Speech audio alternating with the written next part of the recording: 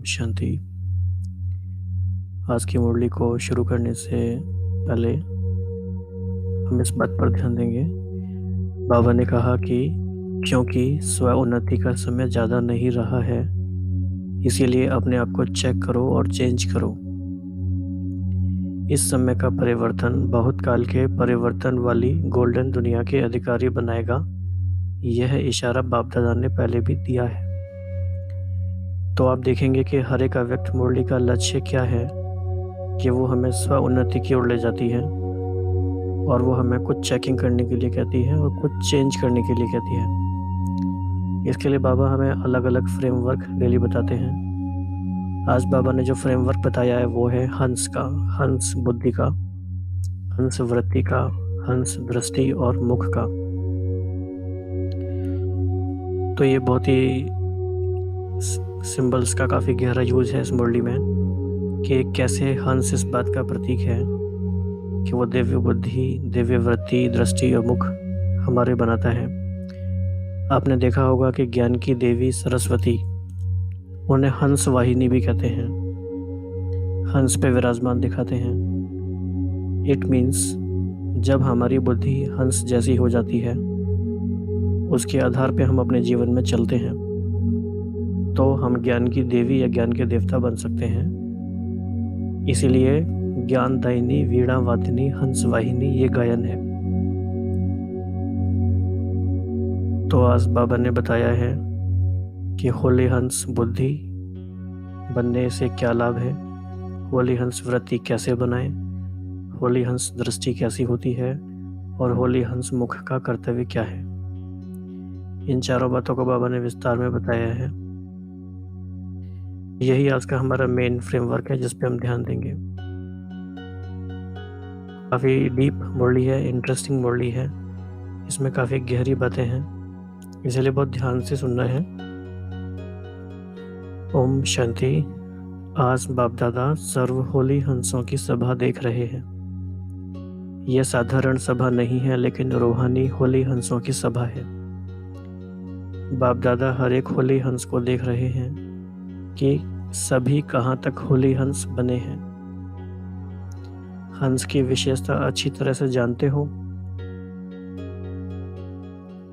तो हंस की विशेषताएं क्या क्या होती हैं, बाबा ने ये अलग अलग मुरलियों में अलग अलग समय पर बताया है। तो सारी ही बातें हमारी बुद्धि में स्पष्ट होनी चाहिए, लेकिन बाबा ने आज 4 बातों पे फोकस किया है।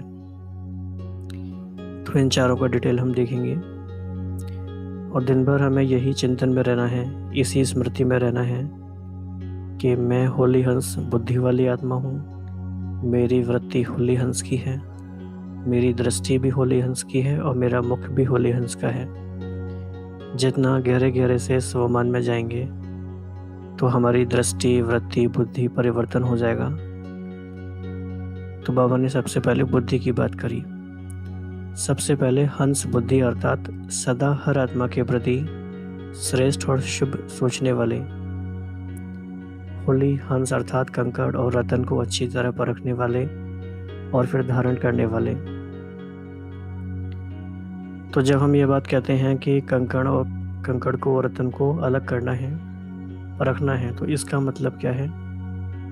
तो इसको बहुत सारे अर्थों में भाई बहन समझते हैं। अलग अलग अर्थ इसके हो सकते हैं। चाहे तो किसी व्यक्ति को परखने की बात है, चाहे बातों को परखने की बात है, बहुत सारी बातें हैं।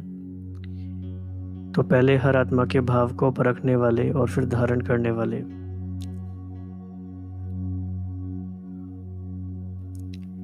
कभी भी बुद्धि में किसी भी आत्मा के प्रति अशुभ व साधारण भाव धारण करने वाले ना हो। सदा शुभ भाव और शुभ भावना धारण करना। भाव जानने से कभी भी किसी के साधारण स्वभाव या व्यर्थ स्वभाव का प्रभाव नहीं पड़ेगा। ये काफ़ी इंटरेस्टिंग बात है।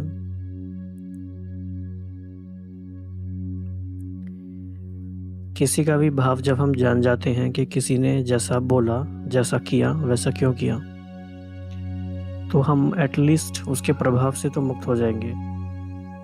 या बाबा कई बार इस बात को ऐसे भी कहते हैं कि राज को जान जाएंगे तो नाराज नहीं होंगे। तो बाबा ने कहा भाव जानने से कभी भी किसी के साधारण स्वभाव या व्यर्थ स्वभाव का प्रभाव नहीं पड़ेगा। शुभ भाव, शुभ भावना, जिसको भाव स्वभाव कहते हो, जो व्यर्थ है उनको बदलने का है।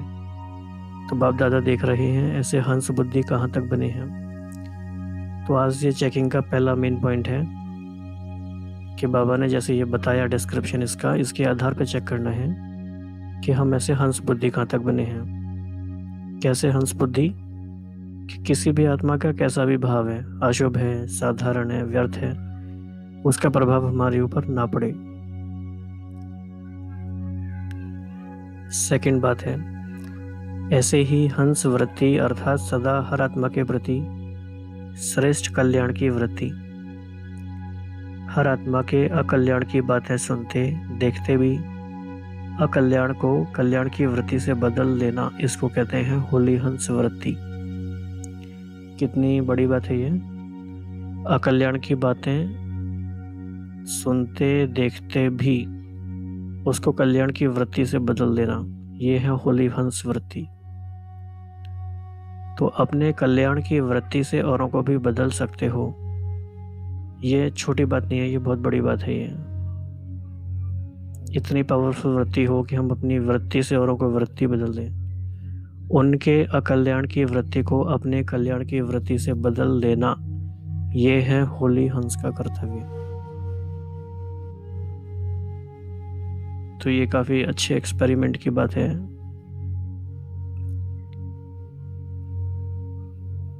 इसी प्रमाण दृष्टि में हर आत्मा के प्रति, तीसरी बात है ये, इसी प्रमाण दृष्टि में हर आत्मा के प्रति सदा श्रेष्ठ शुद्ध स्नेह की दृष्टि हो। ये भी छोटी बात नहीं है, बड़ी बात है, क्योंकि हमारी दृष्टि भी बदलती रहती है। अलग अलग लोगों के लिए अलग अलग दृष्टि हो जाती है, लेकिन सभी के लिए कैसी हो? श्रेष्ठ शुद्ध स्नेह की दृष्टि। कैसा भी हो, लेकिन अपनी तरफ से सबके प्रति रूहानी आत्मिक स्नेह की दृष्टि धारण करना, इसको कहते हैं होली हंस दृष्टि। तो 3 बातें हो गई। अब चौथी बात है, इसी प्रकार बोल में भी पहले सुनाया है, बुरा बोल अलग चीज है, वह तो ब्राह्मणों का बदल गया है, लेकिन व्यर्थ बोल को भी होली हंस मुख नहीं कहेंगे। मुख भी होली हंस मुख हो, जिसके मुख से कभी व्यर्थ न निकले, इसको कहेंगे हंस मुख स्थिति।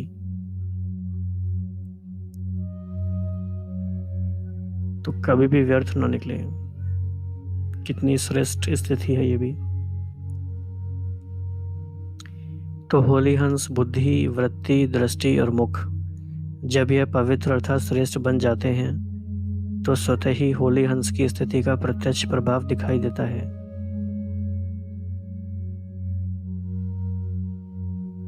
तो सभी अपने को देखो कि कहाँ तक सदा होली हंस बन चलते फिरते हैं। तो ये भी चेकिंग का एक पॉइंट हो गया।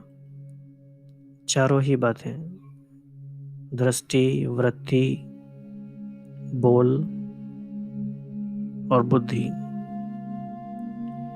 क्योंकि स्व उन्नति का समय ज़्यादा नहीं रहा है, इसलिए बाबा कह रहे हैं चलते फिरते भी वैसी स्थिति रहे। इसीलिए अपने आप को चेक करो और चेंज करो।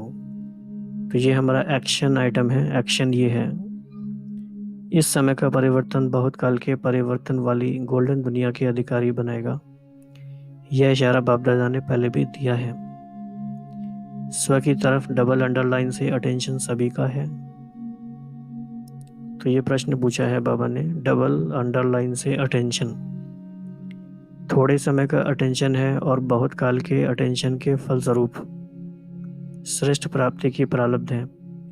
इसीलिए यह थोड़ा समय बहुत श्रेष्ठ सुहावना है, मेहनत भी नहीं है, और जो सिर्फ आपने कहा धारण किया और धारण करने से प्रैक्टिकल सतह ही होगा। तो बाबा ने यह भी बता दिया कि कुछ इतनी मेहनत की बात ही नहीं है, क्योंकि कुछ नया एक्सप्लोर नहीं करना है ऐसे एज सच। जो आपने कहा धारण किया और धारण हो गया, तो माना वो प्रैक्टिकल में होता रहेगा। तो होली हंस का काम ही है धारण करना। तो ऐसे होली हंसों की यह सभा है ना, नॉलेजफुल बन गए, तो व्यर्थ व साधारण को अच्छी तरह से समझ गए हो। तो समझने के बाद कर्म में स्वतः ही आता है। वैसे भी साधारण भाषा में यही कहते हो ना कि अभी मेरे को समझ में आया, और फिर करने के बिना रह नहीं सकते हो। तो पहले यह चेक करो कि साधारण अथवा व्यर्थ क्या है। कभी व्यर्थ व साधारण को ही श्रेष्ठ तो नहीं समझ लेते। ये भी काफ़ी इम्पोर्टेंट पॉइंट है, क्योंकि इतना ज्ञान सुनने के बाद भी जीवन में कई सारी ऐसी चीज़ें करते रहते हैं हम जो व्यर्थ और साधारण के खाते में ही जाएगी, और उसे हम श्रेष्ठ समझ के करते रहते हैं, चाहे सेवा के नाम पे करते रहें, चाहे किसी और कारण करते रहें। तो वो साधारण और व्यर्थ के अकाउंट में तो नहीं जा रहे हैं। इस बात को समझने के लिए कि वो कहाँ जा रहे हैं, तो पहले है मुख्य होली हंस बुद्धि। उसी से ही परखने की शक्ति आ जाती है, क्योंकि व्यर्थ संकल्प और व्यर्थ समय तब जाता जब उसकी परख नहीं रहती कि यह राइट है या रॉन्ग है। कितनी इम्पोर्टेंट बात है ये आज की मुरली का एक तरह से सार कहेंगे इसको, क्योंकि ये पूरी मुरली का इसका एप्लीकेशन है। अगर हमें ये समझ में आ जाए कि जो हम कर रहे हैं वो वर्थ इट है ही नहीं, उसमें इतना टाइम हमें देने की आवश्यकता ही नहीं है, तो परखेंगे क्या राइट है क्या रॉन्ग है, तो राइट डिसीजन लेंगे, अपने समय को बचाएंगे। इसीलिए बाबा ने कहा कि व्यर्थ को रॉन्ग को राइट समझ लेते हैं, तभी ज़्यादा व्यर्थ समय जाता है व्यर्थ, लेकिन समझते हैं कि मैं समर्थ हूँ, राइट सोच रही हूँ, जो मैंने कहा वही राइट है। इसी में परखने की शक्ति ना होने के कारण समय, मन की शक्ति, समय की शक्ति, वाणी की शक्ति सब चली जाती है। तो ये बहुत ही इम्पोर्टेंट पावरफुल महावाक्य है। तो हंस बुद्धि अगर नहीं है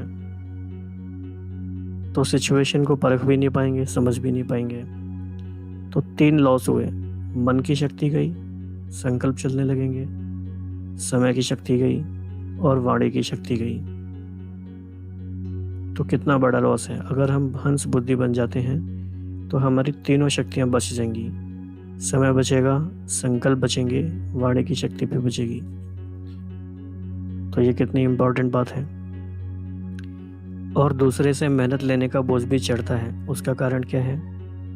क्योंकि होली हंस बुद्धि नहीं बने हैं। तो बाप दादा सभी होली हंसों को फिर से यही इशारा दे रहे हैं कि उल्टे को उल्टा नहीं करो, ये है ही उल्टा यह नहीं सोचो, लेकिन उल्टे को सुलटा कैसे करूं यह सोचो। इसको कहा जाता है कल्याण की भावना। यह भी बहुत अच्छा पॉइंट है।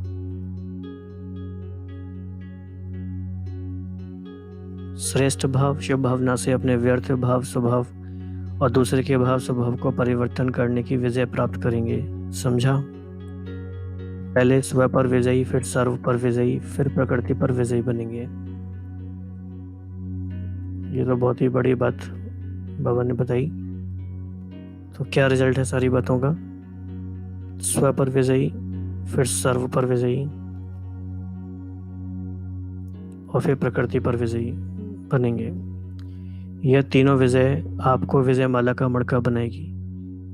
प्रकृति में वायुमंडल, वाइब्रेशन व स्थूल प्रकृति की समस्याएं सब आ जाती हैं। तो ये भी इम्पोर्टेंट बात है। तो तीनों पर विजय हो, इसी आधार से विजय माला का नंबर अपना देख सकते हो। इसलिए नाम ही वैजयंती माला रखा गया है। वैजयंती माला विजयी रत्नों की माला। तो सभी विजयी होना। अच्छा, तो फिर आज मुरली का वरदान है, मस्तक द्वारा संतुष्टता के चमक की झलक दिखाने वाले साक्षात्कार मूरत भव। जो सदा संतुष्ट रहते हैं उनके मस्तक से संतुष्टता की झलक सदा चमकती रहती है। उन्हें कोई भी उदास आत्मा यदि देख लेती है तो वह भी खुश हो जाती है, उसकी उदासी मिट जाती है।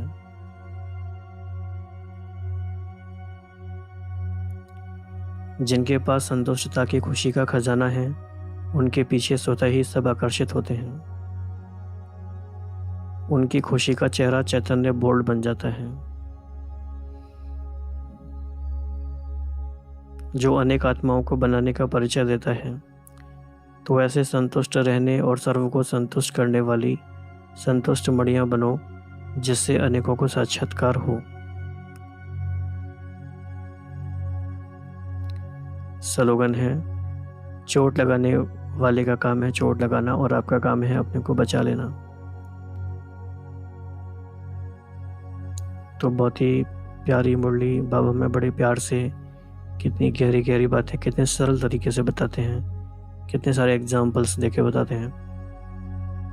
बाबा ने हंस का एग्जाम्पल यूज़ किया जो कि सरस्वती का वाहन माना जाता है। ये सारी इस सिंबॉलिक बातें हैं। अब कोई सरस्वती हंस पे तो बैठेगी नहीं ना। तो उसका मीनिंग ये है कि अगर हमारी हंस बुद्धि है तो हम ज्ञान अर्जन कर सकते हैं, हमारी सीखने की नेचर बन जाती है, हम ज्ञान की देवी ज्ञान के देवता यानी ज्ञान देने वाले भी बन जाते हैं। और इन सब के कितने बड़े रिजल्ट हैं, स्व पर विजयी, सर्व पर विजयी और प्रकृति पर विजयी। और जितना जितना हंस बुद्धि बनेंगे परखने की शक्ति आएगी और अपनी 3 शक्तियों को हम बचा सकेंगे, मन की शक्ति, समय की शक्ति, वाणी की शक्ति। तो आज इन्हीं बातों पर बहुत गहराई से विचार करते हुए इसी स्वरूप में स्थित रहेंगे कि मैं हंस बुद्धि वाली, हंस वृत्ति, हंस दृष्टि और हंस मुख ऐसी कल्याण वृत्ति वाली आत्मा हूँ। तो ये चारों बातें इसमें समरी के रूप में भी दी गई हैं। इन्हीं बातों की स्मृति में थोड़ी देर बैठेंगे और अपने पूरे दिन का मनचर्या फिक्स करेंगे कि अब हमें क्या करना है, कैसे समय को बचाना है, कैसे संकल्पों को बचाना है और किन किन बातों को परखना है, राइट क्या है, रॉन्ग क्या है। ओम शांति।